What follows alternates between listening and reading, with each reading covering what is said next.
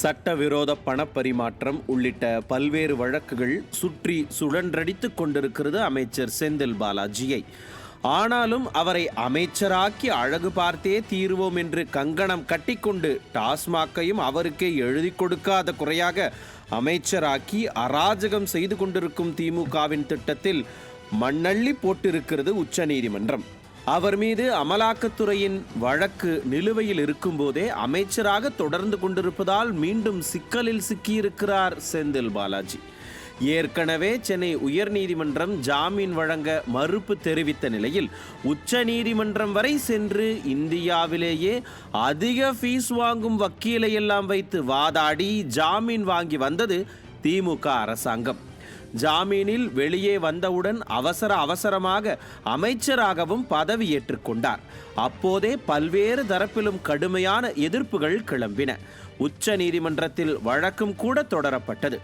இந்த வழக்கின் விசாரணையில்தான் செந்தில் பாலாஜி மீதான குற்றச்சாட்டுகள், அது குறித்து அமலாக்கத்துறை தெரிவித்திருக்கக்கூடிய தகவல்கள் எல்லாம் மிகவும் தீவிரமானது. இதில் இன்னும் வழக்கு விசாரணை கூட முடியவில்லை. ஆனால் அவ்வளவு அவசரமாக செந்தில் பாலாஜி அமைச்சராக பொறுப்பேற்றது ஏன் என கேள்வி எழுப்பியதோடு, வழக்கில் தொடர்புடைய நபர் அமைச்சராக வந்தால் சாட்சியங்கள் அச்சப்பட மாட்டார்களா? பிறகு எப்படி வழக்கு விசாரணை நியாயமாக நடக்கும் என்று அடுக்கடுக்காக கேள்விக்கணைகளை எழுப்பியிருக்கிறார்கள் உச்சநீதிமன்ற நீதிபதிகள்.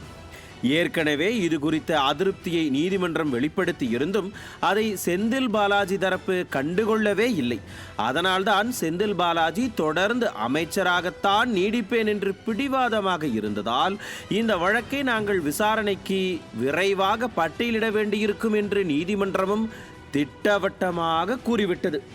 மேலும் செந்தில் பாலாஜி சிறையில் இருந்தவரை வழக்குக்காக நேரில் ஆஜராகி கொண்டிருந்தார். ஆனால் அதுவே அவர் சிறையிலிருந்து வெளியே வந்து அமைச்சரான பிறகு தற்போது நீதிமன்றத்திற்கு வருவதே இல்லை என்று குற்றச்சாட்டு வேறு இருக்கிறது. இதுதான் திமுக அரசாங்கத்திற்கு தற்போது பீதியை கிளப்பி இருக்கிறது.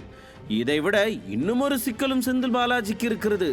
உங்களுக்கு ஜாமீன் வேண்டுமா அல்லது அமைச்சர் பதவி வேண்டுமா என்பதை நீங்களே முடிவு செய்து கொள்ளுங்கள் என்று சொல்லாமல் சொல்லியிருக்கிறது உச்சநீதிமன்றம்.